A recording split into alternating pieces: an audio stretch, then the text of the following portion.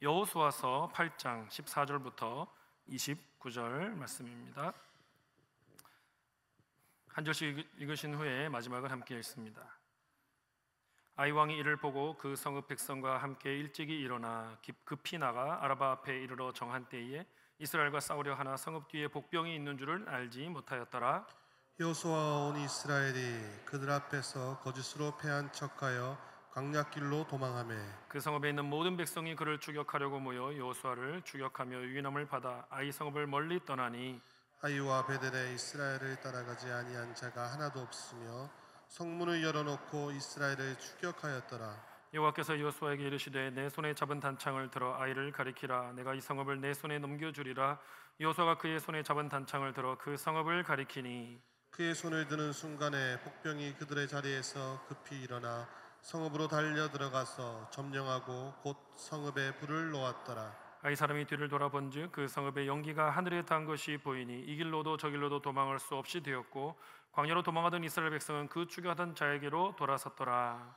여호수아와 온 이스라엘이 그 복병이 성읍을 점령함과 성읍의 연기가 오름을 보고 다시 돌이켜 아이 사람들을 쳐 죽이고 복병도 성읍에서 나와 그들을 치매 그들이 이스라엘 중간에 든지라. 어떤 사람들은 이쪽에서 어떤 사람들은 저쪽에서 쳐 죽여서 한 사람도 남거나 동함하지 못하게 하였고 아이 왕을 사로잡아 여호수아 앞으로 끌어왔더라. 이스라엘이 자기들을 광야로 추격하던 모든 아이 주민을 들에서 죽이되 그들을 다 칼날에 엎드러지게 하여 진멸하기를 마치고 온 이스라엘이 아이로 돌아와서 칼날로 죽이매 그날에 엎드러진 아이 사람들은 남녀가 모두 12,000명이라. 아이 주민들을 진멸하여 바치기까지 여호수아가 단창을 잡아 든 손은 거두지 아니하였고 오직 그 성읍의 가축과 노력한 것은 여호와께서 여호수아에게 명령하신 대로 이스라엘이 탈취하였더라. 이에 여호수아가 아이를 불살라 그것으로 영원한 무더기를 만들었더니 오늘까지 황폐하였으며 그가 또 아이 왕을 저녁 때까지 나무에 달았다가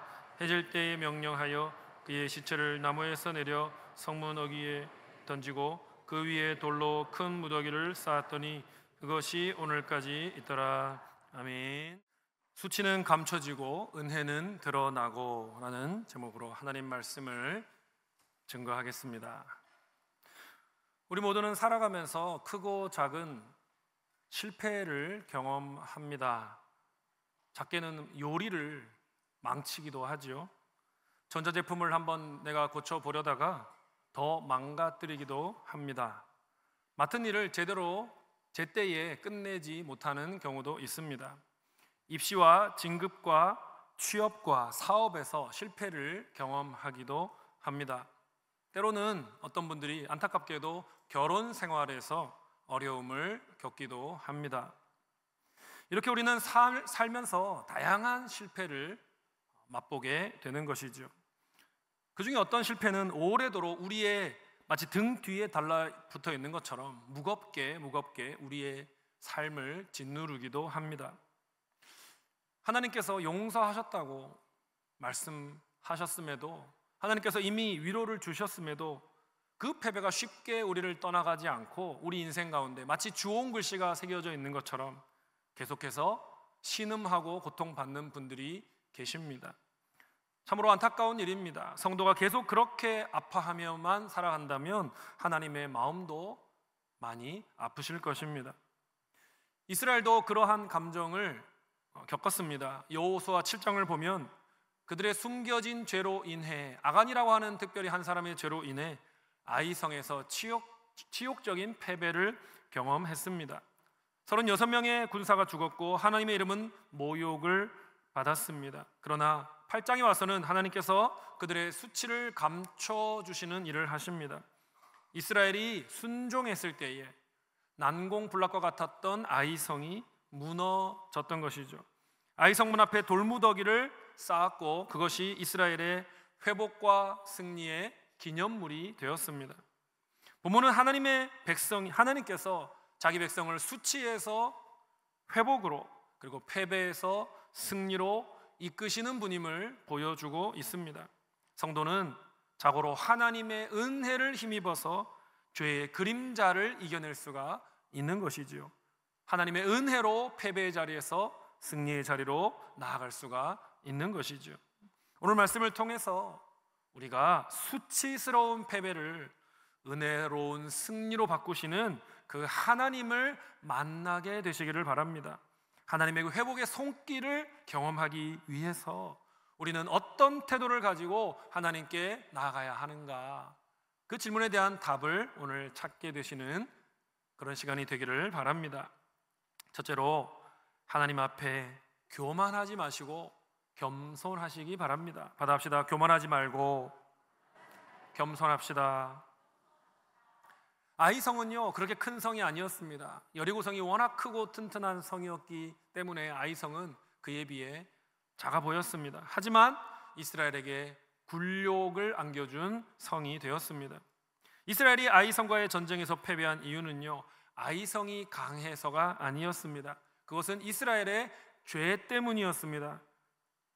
그러나 한 번 승리를 맛본 아이 사람들은요, 자신들이 우리가 우월하구나, 우리가 탁월하구나 하고 착각을 했던 것입니다. 아이의 왕은 교만에 취해서 이스라엘을 만만하게 여겼습니다. 그래서 너무나 성급하게 행동을 했습니다. 14절 말씀 한번 같이 읽겠습니다. 시작. 아이 왕이 이를 보고 그 성읍 백성과 함께 일찍이 일어나 급히 나가 아라바 앞에 이르러 정한 때에 이스라엘과 싸우려 하나 성읍 뒤에 복병이 있는 줄은 알지 못하였더라. 아이 왕은요, 너무나 교만에 사로잡혀서 이스라엘이 진친 모습을 보았을 때에 저들을 치는 것은, 한 번 쳐봤으니 두 번째 무찌르는 것은 식은 죽 먹기다, 그렇게 생각을 했던 거죠. 본문에 보면 아이 왕이 아주 가볍게 행동들을 하고 있습니다. 보고 일찍이 일어나서 급히 나가 싸우려고 했다라고 묘사합니다. 이 사람은 자기 눈에 보이는 것이 전부라고 여겼던 사람인 거죠. 눈에 보이지 않는 것에 대해서는 알지도 못하면서 깊이 생각하지 않고 돌진했던 것입니다. 게다가 이 아이 왕은요, 아이성을 방비할 군사조차 남겨두지 않았습니다. 너무나 자신감이 있었던 거죠. 16절 말씀 보십시오. 그 성읍에 있는 모든 백성이 그들을 추격하려고 모여 여호수아를 추격하며 유인함을 받아 아이 성읍을 멀리 떠나니. 또 17절을 보시면요, 성문까지 열어놓고 이스라엘을 추격했다라고 기록하고 있습니다. 아니, 이스라엘이 도망가기 바쁜데 우리를 지나서 다시 아이성까지 공격한다는 것은 있을 수도 없는 일이다, 가능성이 없다라고 생각했던 겁니다. 17절 보십시오. 아이와 베델에 이스라엘을 따라가지 아니한 자가 하나도 없으며 성문을 열어놓고 이스라엘을 추격하였더라. 아이성과 베델의 모든 사람들이 다 추격해 갔다는 것인데요, 이것은 무모하게 돌진해 갔다라는 의미입니다. 그만큼 아이성 주민들과 왕은요, 이스라엘에게 이길 자신이 있었던 것입니다. 그런데 이스라엘의 도주는 진짜 패배가 아니었죠. 이것은 유인책이었습니다. 가짜 패배였습니다. 아이 군대가 추격하는 사이에 복병들이 열린 성문으로 들어가 버렸습니다. 성 안의 건물들을 불태웠습니다. 성의 연기가 이렇게 오르게 되었지요. 그것을 본 아이 군대가 얼마나 당황을 했겠습니까? 그리고 자기들이 쫓고 있던, 도망치던 이스라엘 본대마저 180도 방향을 돌리는 겁니다. 그리고 자기들을 공격해 오는 것입니다. 결국 아이 군대는 어떻게 됐습니까? 본대와 복병 사이에 끼게 된 것이죠. 그들의 왕과 함께 우왕좌왕하다가 전멸되고 말았던 것입니다. 이스라엘은 이전의 패배를 기억했습니다. 그래서 이번에는 겸손히 하나님 말씀에 순종했던 것이죠. 겸손히 한 걸음씩 하나님의 명령을 따랐을 때에 하나님의 능력이 역사했던 것입니다. 그러나 아이성의 왕과 군사들은 이전의 승리의 도취에 있었던 거죠. 자신을 과대평가했던 거죠. 이스라엘을 얕봤던 것입니다. 결국 그 교만이 스스로의 멸망을 불러온 겁니다. 성경은 교만의 폐해에 대해서 얼마나 자주 경고하는지 모릅니다. 야고보서 4장 6절 말씀 보니까요, 같이 한번 읽어볼까요? 하나님이 교만한 자를 물리치시고 겸손한 자에게 은혜를 주신다 하였느니라. 하나님 어떤 분이시라고요? 교만한 자는 물리치시는 거예요. 그리고 겸손한 자에게는 은혜를 주기를 기뻐하시는 분인 겁니다. 성경에도 보면요, 많은 인물들이 나오는데 골리앗과 느부갓네살 왕과 사울 왕, 특징이 뭡니까? 교만이죠. 그래서 하나님이 그들을 낮추신 사람들입니다. 반대로 요셉, 모세, 다윗 왕, 이런 사람들은 겸손한 사람들이었지요. 하나님 앞에 겸비한 사람들이었지요. 하나님은 오히려 그런 사람들을 높여주셨던 것입니다. C.S. 루이스는요, 기적이라고 하는 책에서 이렇게 썼습니다. 같이 한번 읽어보겠습니다. 시작. 인간의 가장 큰 죄는 바로 교만이며 기독교에서 가장 큰 덕목은 겸손이다. 가장 궁극적인 악이 교만이기에 성적 부정, 분노, 탐욕, 술 취함 같은 악도 교만에 비하면 작은 악이라 할 수 있다. 악마는 바로 이 교만 때문에 악마가 되었다. 교만은 온갖 다른 악으로 이어지는 악이다. 이것은 하나님께 전적으로 맞서는 마음의 상태이다. 성도는 다른 악과도 싸워야지요. 여기 나온 다른 악들이 저질러 된다는 뜻이 아닙니다. 그런 악들과 당연히 싸워야 하지만 특별히 이 교만과의 싸움을 멈추지 말아야 한다라고 C.S. 루이스는 강조했던 것입니다. 여러분, 하나님 나라에서 가장 어리고 미숙한 자가 누군지 아십니까? 이렇게 말한 사람입니다. 나는 성숙하고 아주 인생 경험이 많기 때문에 하나님께 물어보지 않아도, 하나님과 의논하지 않아도 알아서 잘 살 수 있어 라고 말하는 사람이 가장 미숙한 사람입니다. 그러면 하나님 나라에서 가장 슬기롭고 가장 성숙한 사람은 누구일까요? 나는 사사건건 하나님께 여쭙고 모든 일에 하나님을 의지해야만 하루하루를 살 수 있습니다 말하는 사람이 가장 성숙한 사람인 거예요. 가장 지혜로운 사람인 거예요.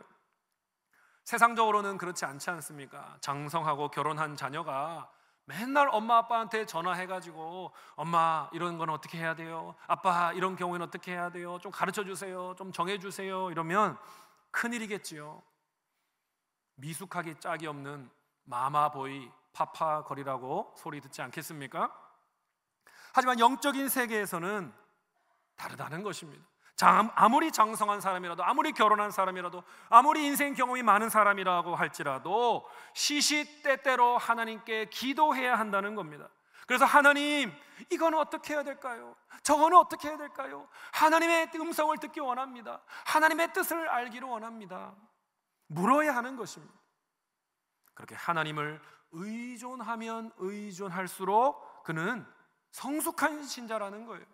깊이 있는 그리스도인이라는 것입니다. 사랑하는 여러분, 교만은 사람을 무너뜨리지만 겸손은 하나님의 은혜를 불러옵니다. 겸손은 약함이 아니라 성숙입니다. 교만은 승리처럼 보여도 결국 패망을 낳습니다. 겸손이야말로 패배같이 보이지만 영광을 낳는 것입니다. 그러므로 여러분의 지혜와 능력을 의지하는 교만을 버리시기 바랍니다. 사사건건 하나님께 묻는 겸손함을 지니시기를 바랍니다. 그래서 그 겸손함으로 하나님께 날마다 시시때때로 물어서 하나님의 인도함을 받고 하나님의 선하시고 능하신 그 손을 경험하며 살아가는 저와 여러분의 인생이 되기를 간절히 소원합니다.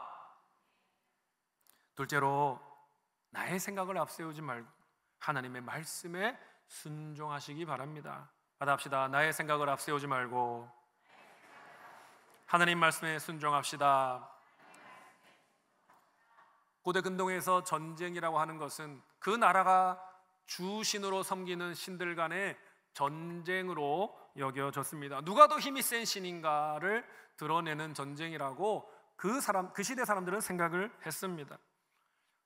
그러나 여호수아 7장에서 이스라엘이 패한 것은 하나님이 약하시기 때문이 아니지요. 아이성의 신이 강해서가 아니지요. 아간이라고 하는 사람의 범죄로 인한 불순종에 대해 하나님이 내리신 벌이었습니다. 그렇지만 이 패배 때문에 여호와의 이름이 땅에 떨어져 버렸지요. 이스라엘의 명성도 땅에 떨어져 버렸지요. 여호수아 8장은 하나님께서 자신의 이름을 변호하시고 백성들의 명예를 회복시키는 장면을 보여주고 있습니다. 여호수아는 아이성 왕과 같이 성급하게 움직이지 않았습니다. 여호수아는 하나님의 말씀이 임하기를 기다렸습니다. 18절에 와서야 하나님께서 여호수아에게 말씀을 주시지요. 그리고 여호수아는 들은 대로 순종했습니다. 18절 말씀입니다. 여호와께서 여호수아에게 이르시되 내 손에 잡은 단창을 들어 아이를 가리키라. 내가 이 성읍을 내 손에 넘겨주리라. 여호수아가 그의 손에 잡은 단창을 들어 그 성읍을 가리키니. 여호수아가 단창을 높이 들었습니다. 그러자 이게 하나의 신호였던 것 같아요. 숨어있던 복병들이 아이성으로 달려 들어간 것이죠. 그리고 아이성을 점령했고 성에 불을 놓았습니다. 한참 전투를 하고 있던 아이 군대가 뒤를 돌아보니 자기들의 성이 불타고 있는 겁니다.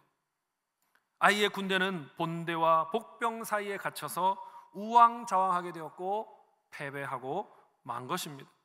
여호수아가 치밀하게 계획을 세운 것이, 전략을 세운 것이 사실입니다. 하지만 여호수아의 지혜만으로 이루어질 수 있는 일이 아니었죠. 하나님이 아이 왕의 마음을 교만하게 만드시고 방심에 빠뜨리게 하셨기 때문에 여호수아는 승리할 수가 있었던 것입니다. 역대하 20장 15절에 보니까요, 여호사밧 왕이 이렇게 고백했습니다. 다 같이 읽어보겠습니다. 이 전쟁은 너희에게 속한 것이 아니요 하나님께 속한 것이니라. 우리가 만나는 모든 전쟁은, 모든 싸움은 내 능력과 지혜에 달려있는 것이 아니라 하나님의 손에 달려있다는 사실을 우리가 기억해야 하는 것입니다. 출애굽한 이스라엘이 르비딤이라는 곳에서 아말렉과 전쟁을 했었습니다. 그 전쟁의 승패는 무엇으로 결정되었습니까? 군사의 힘으로 결정되었습니까? 전략으로 결정되었습니까? 아니었지요. 모세가 손을 높이 들었을 때에 하나님이 역사하심으로 그들은 승리할 수가 있었지요. 본문에서도 마찬가지입니다. 여호수아가 단창을 들었을 때 그것은 하나님의 능력을 불러오는 중재의 손이었습니다. 모세가 손을 들었을 때에 이스라엘이 승리했던 것처럼 여호수아가 단창을 높이 들었을 때에 그 손을 거두지 않았을 때에 승리를 거둘 수 있었던 것입니다. 26절 말씀입니다. 아이 주민들을 진멸하여 바치기까지 여호수아가 단창을 잡아 든 손을 거두지 아니하였고. 모세도 그렇고요, 여호수아도 그렇고요, 하나님이 계신 하늘을 향하여 손을 높이 드는 행동을 통해서 하나님의 능력이 임하도록 중재했던 것입니다. 따라서 중요한 것은요, 이 두 사람의 손이 아닌 것입니다. 무엇이 중요합니까? 그 손을 통해 역사하신 하나님의 능력이 중요한 것이죠. 그리고 하나님의 백성은 무엇에 승패가 달려있는 것입니까?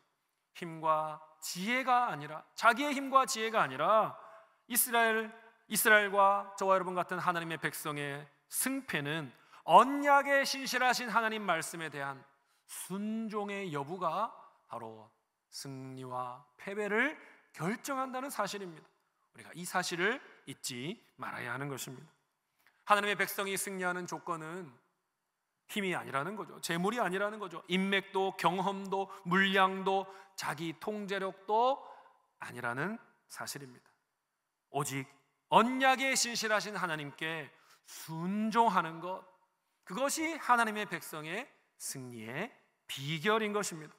그래서 사무엘상 15장 22절에 사무엘이 이렇게 말씀하지 않았습니까? 다 같이 읽어보겠습니다. 순종이 제사보다 낫고 듣는 것이 수량의 기름보다 나으니라. 하나님이 기뻐하시는 것은 많은 재물을 가져와서 형식적으로 하나님께 드리는 제사가 아니라 그들의 삶에 있어서, 일상과 그들의 종교 생활에 있어서 모든 삶의 영역에서 하나님께 순종하는 모습, 그것을 더 기쁘게 여기신다, 참 제사로 여기신다는 말씀인 겁니다. 신명기 28장 1절과 또 7절을 보면요, 이렇게 연결하여 이해할 수 있습니다. 내가 내 하나님 여호와의 말씀을 삼가 듣고 내가 오늘 내게 명하는 그 모든 명령을 지켜 행하면 여호와께서 너를 대적하기 위해 일어난 적군들을 내 앞에서 패하게 하시리라. 그들이 한 길로 너를 치러 들어왔으나 내 앞에서 7길로 도망하리라. 한 길로 왔던 적이 여호와께 순종할 때에 그 전쟁 가운데 대적이 7길로 흩어지는 결과를 보게 될 거라고 말씀하시는 겁니다. 때로는 순종이 어리석어 보일 수 있습니다. 하지만 우리는 누구를 신뢰해야 됩니까? 나 자신이 아니라 우리보다 능하시고 우리보다 지혜로우신 하나님을 신뢰해야 하는 것입니다. 순종해야 하는 것입니다. 하나님은 분명히 말씀하고 계십니다. 순종하는 자 앞에서 적군은 반드시 패하게 될 것이다 약속하시는 것입니다. 어떤 신학자의 글을 읽었는데요, 순종에 대해서 설명하면서 좀 새로운 개념을 설명하는데 순종 인식론이라고 이야기하는 것을 보았습니다. 무슨 말이냐면요, 우리가 하나님의 명령에 순종할 때에 비로소 하나님을 알게 된다라는 뜻입니다. 역으로 하자면 우리가 하나님을 알고 싶다라고 한다면 우리가 우선 뭘 해야 된다는 겁니까? 순종해야 된다. 순종해봐라. 그러면 하나님이 어떤 분이신지, 하나님이 어떤 일을 행하신지를 알게 될 것이다 라는 말이었습니다. 참으로 동의가 되었습니다. 어떤 사람이 전혀 하나님께 순종하지 않으면서 입으로만 하나님은 이런 분입니다, 하나님은 저런 분입니다, 나는 하나님을 압니다 라고 아무리 말을 하더라도 그 사람은 오히려 하나님에 대한 지식을 한 조각도 가지지 못한 사람일 가능성이 높다는 겁니다. 순종 없이 말만 하는 것은 의미가 없다는 거예요. 그러므로 단순한 순종이 입술의 향연보다 더 하나님께 기쁨이 된다는 것이죠. 하나님은 순종의 손과 발 뒤에 따라오는 입술의 열매를 기뻐하시는 분인 겁니다. 사랑하는 여러분, 오늘 하나님께서는 말씀하고 계십니다. 너의 손에 잡은 단창을 높이 들어라. 내가 손에 쥐고 적군과 싸울 수 있는 이 단창 무엇입니까? 이 단창은 바로 순종을 나타내는 것이죠. 나의 단창은 지식이나 재물이나 인맥이나 경험이 아닙니다. 나의 단창은 순종인 것입니다. 내가 순종의 손을 높이 들 때에 하나님은 나의 대적들을 흩으실 것입니다. 상상치 못한 길을 열어 주실 것입니다. 우리가 그것을 믿으며 순종의 길을 가야 하는 것입니다. 여러분의 생각과 계산을 넘어서 하나님 말씀에 순종함으로써 여러분 인생의 아이성을 무너뜨리시고 주님이 주시는 승리를 경험하시는 우리 모든 성도님들 되시기를 간절히 축복합니다. 마지막 세 번째로 수치를 감추시고 새날을 주시는 하나님의 은혜를 경험하시기 바랍니다. 받아봅시다. 수치를 감추시고 새날을 주십니다.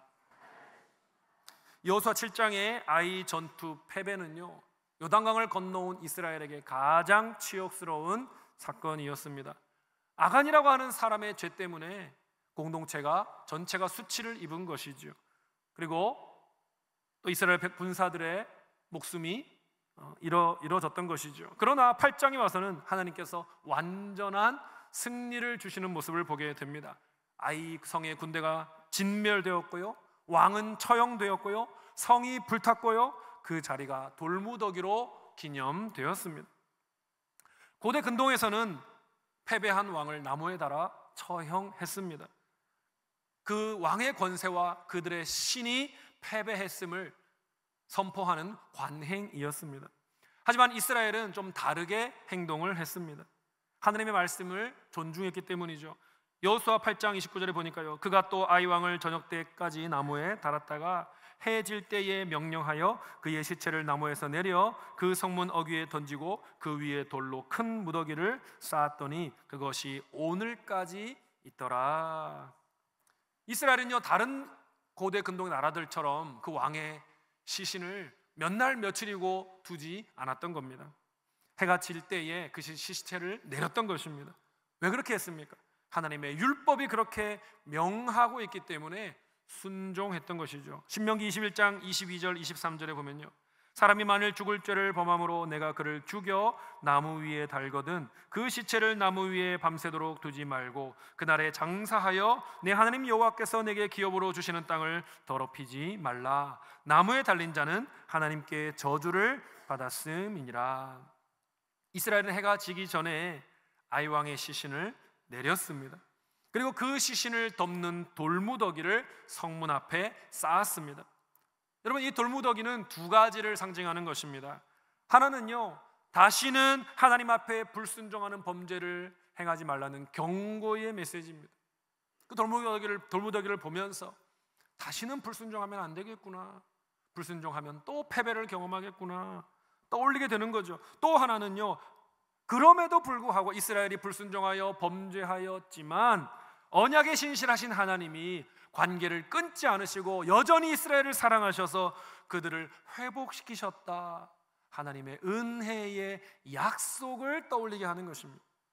그러므로 돌무더기는요, 이스라엘을 향한 두 가지죠. 경고와 약속입니다. 경고와 약속을 상기시키는 상징물이 되었던 것이죠. 눈에 보이는 설교였던 것입니다. 인간이 망각을 잘하지 않습니까? 그렇기 때문에 하나님은 귀로 들리는 설교도 주시지만 때로는 눈에 보이는 상징으로 교훈을 주시는 것입니다. 하나님은 아이성을 진멸하시며 이스라엘을 수치를 덮으시고 사명을 향해 전진하는 새 날을 주시는 분입니다. 며칠 전만 해도 이스라엘은 수치 속에 도망을 쳤습니다만 이제는 그들이 불타는 아이성을 향해 당당하게 진격하고 있습니다. 앞에서는 전리품을 취하지 말라고 하셨는데 이번에는 양과 소와 물건을 취하라고 하십니다. 성문 곁에는 교만했던 아이 왕의 시신이 돌무더기로 덮여 있습니다. 그 돌무더기를 보면서 이스라엘 백성은 깨달았던 것이죠. 어제의 패배가 끝났구나, 어제의 수치가 가려졌구나, 오늘 우리는 은혜로 회복되었구나, 하나님은 역시 전화위복의 하나님이시구나. 아이왕이 나무에 달려 죽었고 또 매장이 되었습니다. 그런데 여러분, 이 장면이 역설적으로 그리스도의 죽음과 매장을 예표한다는 사실을 아십니까? 오늘 본문과 갈라디아 3장 13절을 대조해 보면 알 수가 있습니다. 한번 같이 읽겠습니다. 시작. 그리스도께서 우리를 위하여 저주를 받은 바 되사 율법의 저주에서 우리를 속량하셨으니 기록된 바 나무에 달린 자마다 저주 아래에 있는 자라 하였음이라. 어떤 점에서 이 아이왕의 죽음이 예수님에 대해 역설적으로 예표하는 것입니까? 아이왕은 자기의 죄 때문에 저주받아 죽었습니다만 예수 그리스도는 저와 여러분의 죄를 대신 지고, 그분은 죄가 없으시지만 저와 여러분의 죄를 대신 지고 저주를 받으신 것이죠. 아이왕의 돌무더기는 심판의 증거로서 그 자리에 남아 있었습니다. 하지만 그리스도의 무덤은 부활하셨기 때문에 그 무덤이 비게 되었던 것입니다. 아이왕의 죽음이 이스라엘이 가나안 땅으로 들어가게 하는 길을 열었다면 그리스도의 죽음과 부활은 저와 여러분 같은 신자가 영원한 하나님 나라로 들어가는 길을 열었던 것입니다. 아이왕은 하나님의 대적이기 때문에 승리를 경험하더라도 그것이 불완전하고 잠시 동안의 승리였는데 하나님의 아들이신 그리스도께서 주시는 승리는 완전한 영광된 승리, 영원한 승리, 그 승리의 문을 십자가 죽음과 부활로 우리 위해 열어주신 것입니다. 사랑하는 여러분, 여러분도 수치를 넘어서 은혜를 경험하기를 원하십니까? 수치의 돌무더기를 넘어서 새날을 향해 나아가시기 원하십니까?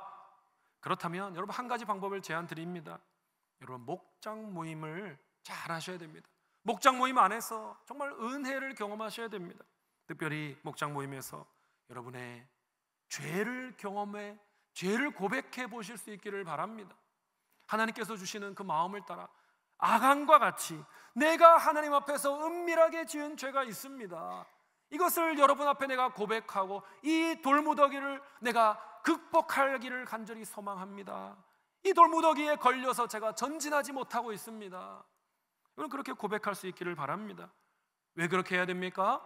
숨겨진 죄는요, 우리를 계속 붙잡고 늘어지기 때문입니다. 그러나 우리의 죄가 고백되고 나면 그 죄는 용서함을 받고 힘을 잃어버리기 때문입니다. 혼자 짊어진 연약함은 우리가 이겨내기가 어렵지만 목장에서 나누어진 연약함은 우리가 중보기도를 힘입어서 그 연약함을 이겨낼 수가 있는 것입니다. 목장에서 서로의 고백을 비밀로 지켜주면서 진심으로 서로 위해 중보기도 할 때에 하나님은 우리의 수치를 덮어주시는 거지요. 은혜의 새날을 열어주시는 것입니다. 더 이상 돌무더기 앞에서 주저앉아 있지 마시고 하나님의 은혜를 힘입어서 돌무더기를 넘어 영광의 내일로 나아가시기를 간절히 바랍니다. 말씀 맺겠습니다. 사랑하는 여러분, 어제의 실패와 수치의 돌무더기 앞에서 머뭇거리기를 원하십니까? 아니면 그 돌무더기를 기념비로 삼아서 온전한 순종의 길을 가기를 원하십니까? 대가를 치르더라도 말씀에 순종하기로, 끝까지 주님의 뜻을 따르기로 결단하시기 바랍니다. 그리하면 하나님은 우리의 길 위에 하늘의 복을 담비와 같이 내려주실 것입니다. 우리의 마음에 하늘의 평강을 강물처럼 흘려보내실 것입니다. 순종하는 자에게는요, 어제의 패배와 수치를 보여주던 돌무더기가 오늘의 승리를 기념하고 감사하는 기념비가 되게 하시는 것입니다. 사랑하는 여러분, 어제의 어둠을 넘어서 오늘의 빛으로 나아가십시오. 패배의 길을 넘어 승리의 길로 나아가십시오. 인간의 계산을 넘어 하나님의 말씀에 순종해야 하는 길을 가시기 바랍니다. 그렇게 순종과 충성의 길을 끝까지 여러분이 걸어가신다면 그 길의 끝에서 계시는 우리의 왕 예수 그리스도를 만나시게 될 것입니다. 여러분이 순종과 충성의 길을 평생 동안 걸어가시다가 마침내 주님의 날이 되어서 주님께서 우리를 만나 주실 때에 잘하였도다 착하고 충성된 종아, 내가 너의 삶을 통하여 영광을 얻었다, 기쁨을 얻었다, 너무나 고맙다, 우리 주님 앞에 그러한 감사하고 영광스러운 칭찬과 상급을 받아 누리시는 우리 선생님께 모든 성도님들의 삶이 되시기를 주님의 이름으로 간절히 축원드립니다. 찬양합시다. 주 은혜임을 나는 믿네. 세상 소망이 다 사라져가도 주님의 사랑은 끝이 없으니 살아가는 이 모든 순간이 주님의 은혜임을 나는 믿습니다. 우리의 입술로 진실한 고백을 찬양에 담아 부르겠습니다.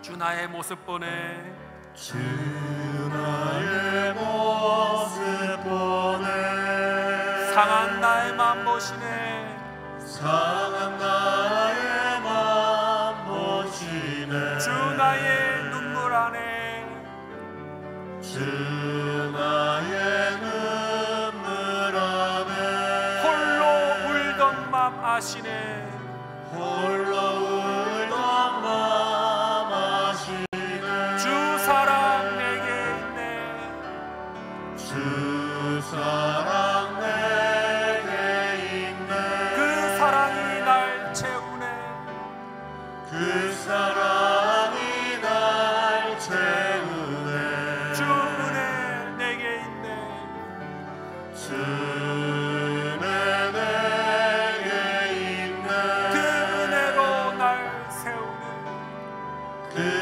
은혜로 날 세우네, 세상 소망 다 사라져가도 세상 소망 다 사라져 주의 사랑은 끝이 없어.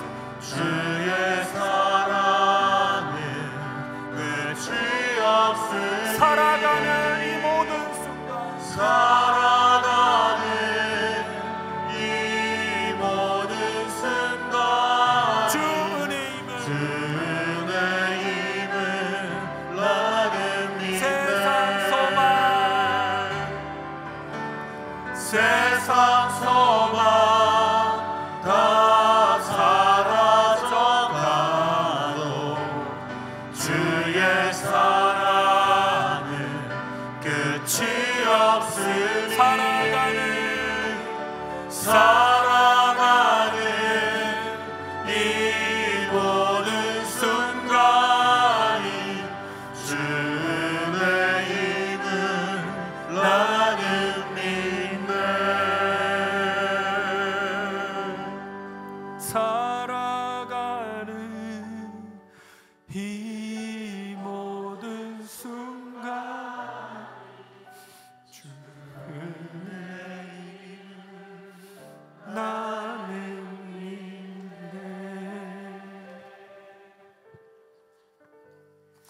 이 시간 사랑하는 우리 울산시민교회 가족 여러분, 말씀 기억하면서 결단의 기도, 신뢰의 기도를 하나님 앞에 올려드립시다. 어제의 실패와 앞에 기도 제목이 있습니다. 어제의 실패와 수치의 그 돌무더기 앞에 내가 내 교만을 버리고 내 지혜를 버리게 하여 주시옵소서. 하나님의 말씀 앞에 여호수아와 같이 순종의 단창을 높이 들게 하여 주시옵소서. 하나님이 주실 회복과 승리의 그 새날을 믿으며 바라보며 이 실패의 돌무더기를 이겨내고 극복하게 도와 주시옵소서라고 우리 다 같이 함께 주여 한번 부르신 후에 간절히 기도하며 하도록 하겠습니다. 주여 아버지 하나님, 주님 아버지 하나님, 우리의 마음을 만져주옵소서. 우리의 마음을 변화시켜 주옵소서. 아버지, 우리가 변화되게 하여 주시옵소서. 성령님 우리를 바꿔 주옵소서. 성령님 우리를 확신을 허락하여 주옵소서. 성령님 우리에게 순종하는 마음 허락하여 주십시오. 주님, 하나님을 사랑하는 마음 주옵소서. 하나님을 신뢰하는 마음을 주시옵소서. 주님을 의지하는 마음 허락하여 주시옵소서. 내 지와 내 능력과 아버지 내 지, 내가 가진 것들을 의지하지 않게 하여 주시옵소서. 아버지, 온 만물을 다스리시며 모든 인생을 주관하시고 하나님을 바라보며 하나님을 신뢰하며 주님의 손을 붙잡고 한 걸음 한 걸음 나아가게 하여 주옵소서. 아버지여, 우리 가정을 주님께 맡겨드리고 내 자녀를 주님께 맡겨드리고 하나님 앞에 온전히 신뢰 그 걸음을 걸어갈 수 있도록 도와주시옵소서.